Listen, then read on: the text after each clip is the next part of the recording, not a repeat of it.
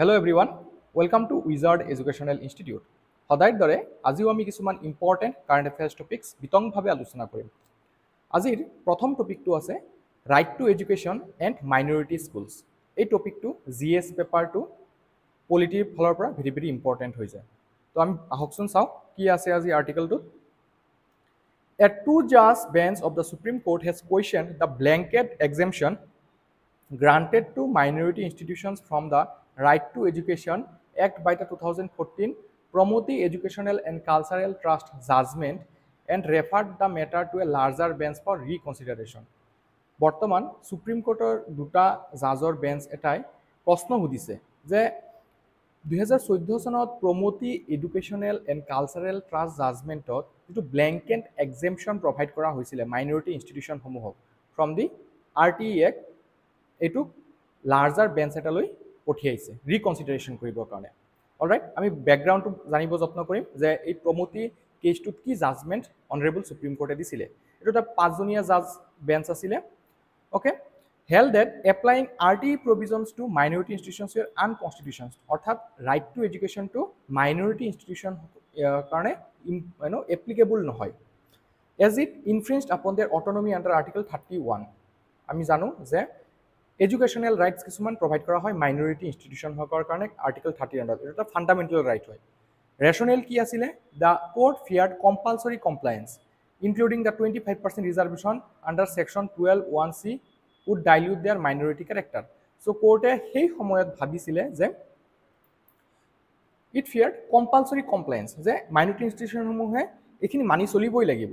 যেনেকৈ 25% reservation under section 12(1)(c) এইটো যদি এপ্লিকেবল হৈ যায় তেতিয়াহ'লে তেওঁলোকৰ মাইনৰিটি কেৰেক্টাৰটোৱে নাথাকিব।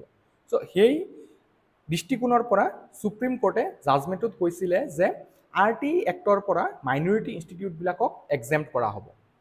এতিয়া আমি আৰ্টিকল 31ত চাওঁ কি আছে, যে religious and linguistic minorities have the right to establish and administer educational institutions of their choice, অৰ্থাৎ শৈক্ষিক প্ৰতিষ্ঠানসমূহ নিজৰ চইচ মতে বনাব পাৰে, স্থাপন কৰিব পাৰে আৰু চলাব পাৰে।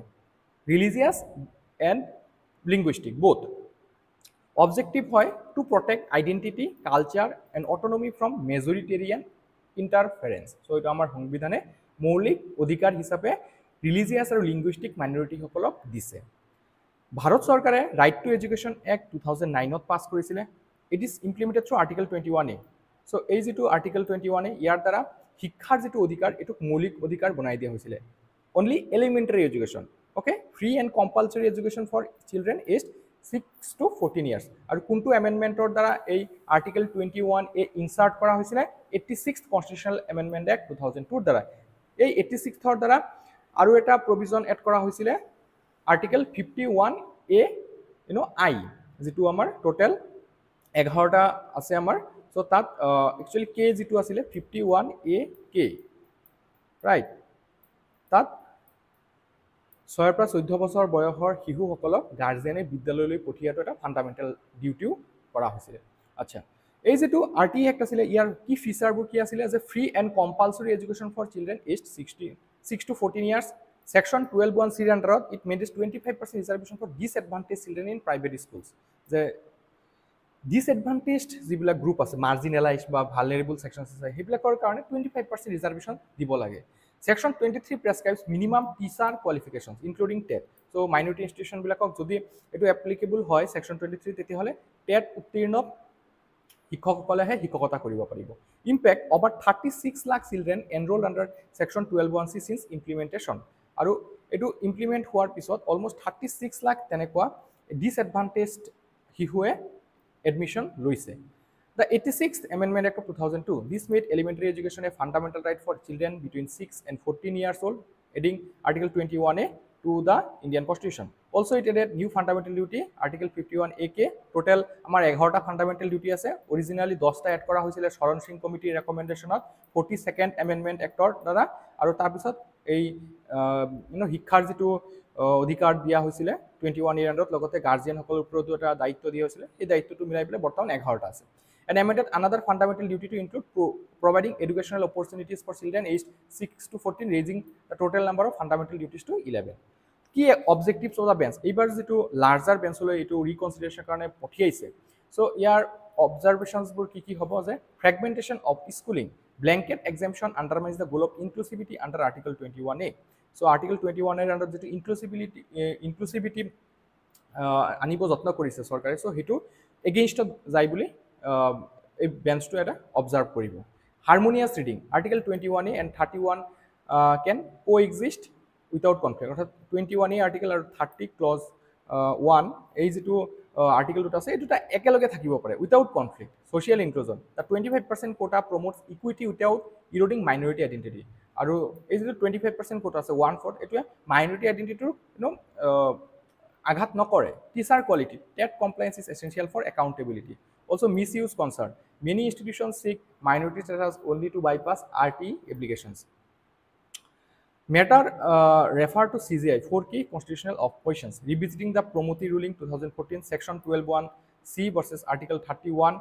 then ignoring article 29(2) and partial versus whole invalidation so these are some of the matters that has been referred to the Chief Justice of India implications of revisiting 2014 judgment for minority institutions may require reserving 25% seats and adopting state mandated standards for education policy advances inclusivity and aligns with SDG 4 SDG আমাৰ total 17টা আছে তাৰ ভিতৰত 4 number যেটো SDG হেটো হৈছে quality education alright ইয়াত কিছুমান চ্যালেঞ্জও আছে যেনে autonomy concerns implementation hurdles and balancing rights way forward আমি কি ক'ব পাৰোঁ কনটেক্সট স্পেচিফিক এপ্ৰোচ আমি ল'ব পাৰোঁ ফাইনেন্সিয়েল সেফগাৰ্ড ল'ব পাৰোঁ টিচাৰ কোৱালিটি এনহান্স কৰিব পাৰোঁ গ্লোবেল যিবিলাক লেসন আছে যেনেকৈ Canada Catholic schools follow state curriculum while retaining faith values then Finland minority language schools meet national TESOL standards then Singapore আৰু UK minority schools allowed cultural freedom but must follow quality benchmarks তাৰপিছত balanced framework core standards like curriculum teacher quality inclusion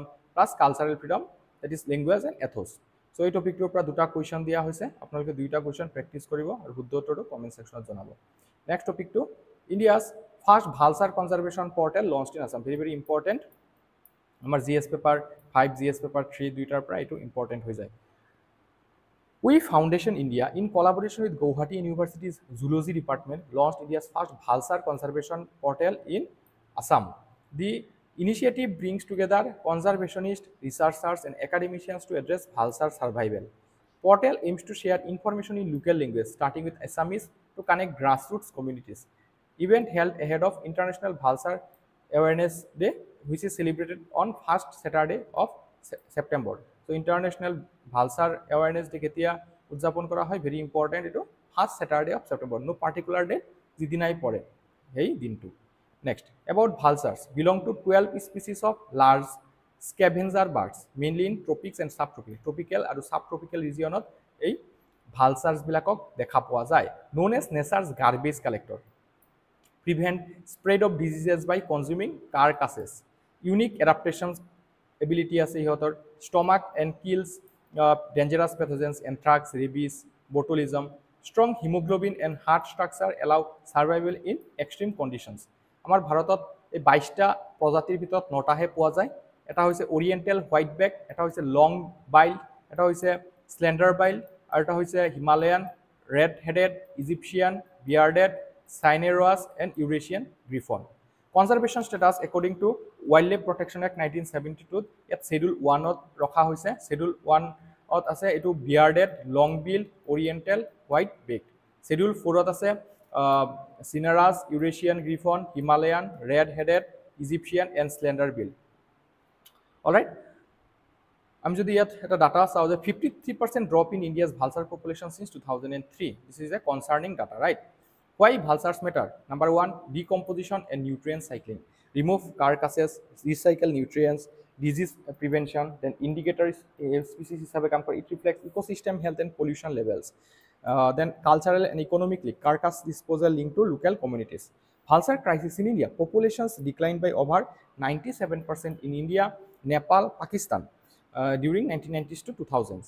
Also major causes drug poisoning the diclofenac this is very important UPSC prelims ত এবাৰ সুধিছিলে so এই diclofenac যেটো medicine আছে এটোৰ কাৰণে এই নো ভালসাৰবোৰ death হয় এটো ব্যান কৰি দিয়া হৈছে ভাৰতত 2006 চনতে কেটপ্ৰোফেন এসেক্লোফেনাক এই গুটেকেটা 2023 চনত ব্যান কৰি দিয়া হৈছে secondary poisoning like pesticides lead ammunition etcetera habitat loss like আৰবানাইজেশ্যনৰ ফলত, ডিফৰেষ্টেশ্যনৰ হোৱাৰ ফলত, এগ্ৰিকালচাৰেল এক্সপানশ্যনৰ ফলত হেবিটেট লছ হৈছে সিহঁতৰ।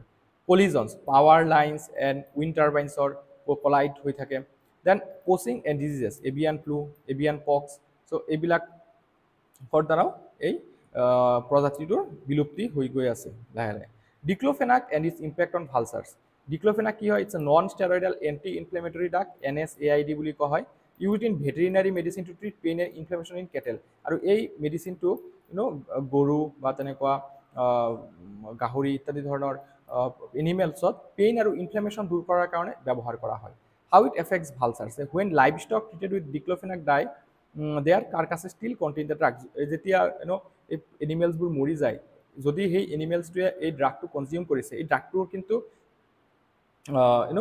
কেমিকেলটো সেই বডিতে থাকি যায়, কেৰকাছটোত থাকি যায়, আৰু এই কেৰকাছটোত আল্টিমেটলি যেতিয়া ভালচাৰে খাব, তো ভালচাৰৰ শৰীৰতো এই ড্ৰাগটো সোমায়। Vultures feed on this carcasses. Diclofenac is toxic to vultures, it causes kidney failure. আৰু ভালচাৰত আমি চাইছোঁ যে ষ্ট্ৰং হাৰ্ট প্ৰেজেঞ্চ আছে, হিমোগ্ল'বিনৰ মাত্ৰা বহুত বেছি আছে, সিহঁতে এক্সট্ৰিম এনভাইৰমেণ্টত ছাৰ্ভাইভ কৰিব পাৰে। কিন্তু এই যিটো ডিক্লোফেনাক আছে, এইটো কিন্তু সিহঁতৰ কাৰণে টক্সিক হয়, সিহঁতে এইটোৰ কাৰণে এডাপ্টেশ্যন কৰিব পৰা নাই। This leads to a condition called visceral gout, where uric acid crystals get deposited on internal organs. আমাৰ মানুহৰ ক্ষেত্ৰত যেনেকুৱা গাউট হয়, ফুলি যায় ভৰি এইবোৰ, তো তেনেকাই ভালচাৰ্ছবোৰৰ ইণ্টাৰনেল অৰ্গেনছবোৰ ফুলি যায়, গাউটৰ দৰে হয়। Death happens quickly leading to mass mortality events. Conservation efforts in India. Number 1, drug control কৰা হৈছে। আমি দেখিছোঁ যে ডিক্লোফেনাক যিটো ড্ৰাগ আছে 2006 চনতে বেন কৰা হৈছে। দেন কেটোপ্ৰফেন আৰু এছেক্লোফেনাক 2023 চনত বেন কৰা হৈছে। ভালচাৰ একশ্যন প্লেন 2020 পৰা 25ত লঞ্চ কৰা হৈছে। It has been launch by ministry of environment and forest and climate change, right. Captive breeding, first vulture conservation breeding centre at Pinjore, Haryana. প্ৰথম ভালচাৰ কনজাৰ্ভেশ্যন ব্ৰিডিং চেণ্টাৰটো বনোৱা হৈছে হাৰিয়ানাৰ পিঞ্জোৰত। দেন 9টা ভালচাৰ কনজাৰ্ভেশ্যন ব্ৰিডিং চেণ্টাৰ বৰ্তমান ভাৰতত আছে। 3টা BNHS মেইনটেইন কৰে। Vulture safe zones implemented in 8 regions including Uttar Pradesh. Vulture restaurant ঝাৰখণ্ডত এটা আছে, safe drug free carcass feeding. তো ভালচাৰবোৰক এইবিলাক খুওৱা হয়, ড্ৰাগ ফ্ৰী যিবিলাক কেৰকাছ আছে এইবিলাক দিয়া হয়। Species recovery program under IDWA scheme, international collaborations like saving Asia's vultures from extinction, regional and international consortium. So' এই টপিকটোৰ পৰা প্ৰিলিমছৰ কাৰণে 2টা কুৱেশ্যন দিয়া হৈছে, আপোনালোকে শুদ্ধ উত্তৰকেইটা কমেণ্ট ছেকশ্যনত জনাব। নেক্সট টপিকটো আছে India at exercise bright star 2025, Egypt. So' এনেকুৱা ধৰণৰ মিলিটাৰী এক্সাৰচাইজবোৰ সঘনাই হৈ থাকে, আমি জানা দৰকাৰ। 1-2টামান কুৱেশ্যন ইয়াৰ পৰা আহে। INS Trident reaches Egypt to take part in multilateral drill. The Indian stealth frigate INS Trident reached Alexandria, Egypt to participate in exercise Bright Star 2025, যিটো ছেপ্টেম্বৰ 1 তাৰিখৰ পৰা 10 তাৰিখলৈ চলিব। The exercise is hosted by Egypt under the aegis of US Central Command, CENTCOM. India is also sending contingents from the Army and Air Force, making this a tri-service engagement. অৰ্থাৎ আমাৰ ভাৰতৰ পৰা Indian army, Indian navy আৰু Indian air force তিনিটাই যাব। Alright, about exercise Bright Star. Origin initiated in 1980 as a bilateral drill between US and Egypt, expanded into multilateral exercise. 1982 প্ৰথমবাৰৰ কাৰণে US আৰু ইজিপ্টৰ মাজত আৰম্ভ হৈছিলে ব্ৰাইট ষ্টাৰ। তাৰপিছত এইটো মাল্টিলেটাৰেল লৈ এক্সপাণ্ড কৰি দিয়া হৈছে। বহুতকেইটা কাণ্ট্ৰি এতিয়া ইয়াত আছে। পাৰ্টিচিপেণ্টছ 2025ত India, Egypt, US, Saudi Arabia, Qatar, Greece, Cyprus আৰু ইটালী আছে। ইয়াৰ অবজেক্টিভটো হয় enhance interoperability among participating forces, address hybrid threats like terrorism, cyber warfare, irregular tactics, and also it strengthens regional security architecture. India's participation, INS Trident, a Talwar-class stealth frigate, part of the Indian Navy's Western Fleet. Army and Air Force deployment reflects India's tri-service approach to defense diplomacy. Engagement at Alexandria, professional exchanges like senior-level military meetings, cross-deck visits, joint sports and cultural programs. Significance, কি হয় ভাৰতৰ কাৰণে strategic engagement. It strengthens India's footprint in the Mediterranean and West Asian region. Tri-service diplomacy projects India as a serious security partner beyond Indian Ocean. Interoperability builds capacity with NATO members in Middle Eastern countries. Defense diplomacy depends ties with Egypt, a key partner in Africa and West Asia. Then regional stability, participation in a US-led platform boosts India's profile in multilateral security framework. So এই টপিকটোৰ পৰা প্ৰিলিমছৰ কাৰণে এটা question দিয়া হৈছে, আপোনালোকে শুদ্ধ উত্তৰটো কমেণ্ট ছেকশ্যনত জনাব। So এই টপিকটো GS পেপাৰ 1 আৰু GS পেপাৰ 2 দুইটাৰ পৰা ইম্পৰ্টেণ্ট হয়। Gender gap in Indian judiciary, very important. So আমি এইটো বিতংভাৱে আলোচনা কৰিম। Recently the Supreme Court appointed 2 male judges overlooking the acute gender imbalance. Out of the 34 sitting judges, আপোনালোকে জানে 2019 চনত সুপ্ৰিম কোৰ্টৰ ষ্ট্ৰেংথ 34 জাজলৈ ইনক্ৰিজ কৰা হৈছে 1 চিফ জাষ্টিছ এণ্ড 33 আদাৰ জাজেছ অৰিজিনেলি আমাৰ কিমান আছিলে এজন চিফ জাষ্টিছ আৰু 7জন আদাৰ জাজেছ when Supreme Court was established back on 28 January 1950 তাৰ পিছৰ পৰা লাহে লাহে ইনক্ৰিজ হৈছিলে 2019 ত 34 লৈকে ইনক্ৰিজ কৰা হৈছে কিন্তু আজিলৈকে যদি চাই কোনো এজন এনেকুৱা মহিলা জাজ চিফ জাষ্টিছ হ'ব পৰা নাই যদি প্ৰথম আমি নামটো জানো ফতিমা বিবি ফাৰ্ষ্ট চিফ জাজ ওমেন জাজ ইন সুপ্ৰিম কোৰ্ট কিন্তু আজিলৈকে কোনো মহিলা চিফ জাষ্টিছ আমাৰ ভাৰতত হোৱা নাই আৰু বৰ্তমান এজনহে ওমেন আছে 34 জন সিটিং জাজ তেখেত হৈছে VV নাগাৰাত্না Since 1950, only 11 women judges have been appointed to the Supreme Court. Only 3.8%. Azir date loike matra 11 jon mohila judge he Supreme Court tot judge hisabe kaam koribo parise. All right. Key issues: severe underrepresentation. Historically, only one woman judge at a time in Supreme Court. No woman judge from SC/ST background ever appointed. SC/ST background or azilike kuno ejon woman judge hobo pora nai Supreme Court. Short tenure of women judges. Appointments made later. Late in career leads to short service period. Justice Nagaratna will become first women chief justice, but only for 36 days. So seniority wise, আপোনালোকে জানে chief justice ক appoint কৰা হয়। গতিকে এই বৰ্তমানৰ যিজন V নাগাৰাত্না আছে তেখেত 2027 চনত প্ৰথম মহিলা চিফ জাষ্টিছ হিচাপে এপইণ্ট হ'ব এটো আশা কৰা হৈছে তো তেখেত থাকিলেও মাত্ৰ 36 দিনৰ কাৰণে থাকিব কাৰণ আমি জানো সুপ্ৰিম কোৰ্টৰ জাজৰ ৰিটায়াৰমেণ্ট এজ উল্লেখ কৰা আছে 65 ইয়াৰ্ছ তাতকৈ বেছি থাকিব নোৱাৰে opaque appointment system. Collegium ignores gender as a formal criterion. Factors like caste, religion, region are sometimes considered, but gender diversity is neglected. Jetia collegium decision bur loy, collegiumot ejon chief justice aru 4 jon other judges thake, hoy na? So ei collegium jetia decision bole bahut keta factor sai, ei factor burer bhitorot kisuman ase regionor pra kuntu regionor pra kiman jon justice serve kori ase, kuntu religionor hoy ba kuntu casteor hoy etc. Kintu gender as a criteria to overlook kora hoy. Barriers from the bar. Very few women elevated directly from the bar. Baror পৰা directly elevate হোৱা খুব কমে আছে only justice Indu Malhotra elevated this way বাকি আমি যদি মেনৰ ক্ষেত্ৰত চাও 9 জন তেনেকা বাৰৰ পৰা directly elevate হৈছিলে okay data highlights women lawyers 15% around 1.7 million আমি যদি ভাৰতত চাও কিমান মানুহ women হয় লোয়াৰত প্ৰেক্টিস কৰা তো 15% মাত্ৰ লোয়াৰ জুডিশিয়াৰী 36.3% অলপ বেছি হয় এটো হায়াৰ জুডিশিয়াৰী একবাৰে বহুতে কম very low female representation reasons behind gender gap আমি কব পাৰো যে systematic inequality as Dr. B.R. Ambedkar highlighted hostile environment in courts entry barriers career breaks affect women more lack of maternity benefits financial support leads to forced dropouts then infrastructure gaps absence of presses feeding rooms supportive facilities so these are some of the issues then also opaque collegium system no reservation for women in higher judiciary significance of higher representation of women কি significance হয় the encourages women to seek justice with greater confidence so মহিলা জাজ এজন যেতিয়া বহিব ন্যায় দিবৰ কাৰণে তো মহিলা সকলো ইমানখিনি কনফিডেন্ট হ'ব যে ন্যায় পাব কিবাটা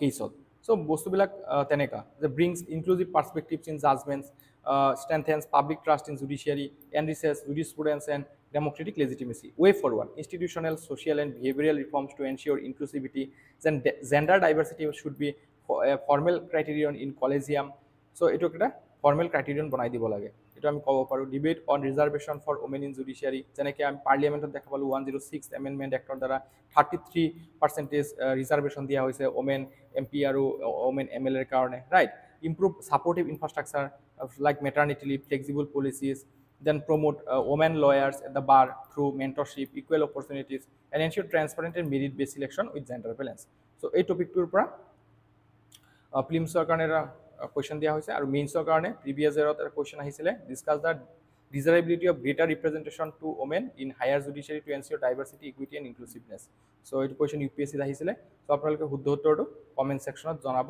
আৰু এই যেটো কোৱেশ্চন আছে প্ৰেক্টিস কৰিব অলৰাইট তো আজি ক্লাছটো ইয়াতে সামৰিছো থ্যাংক ইউ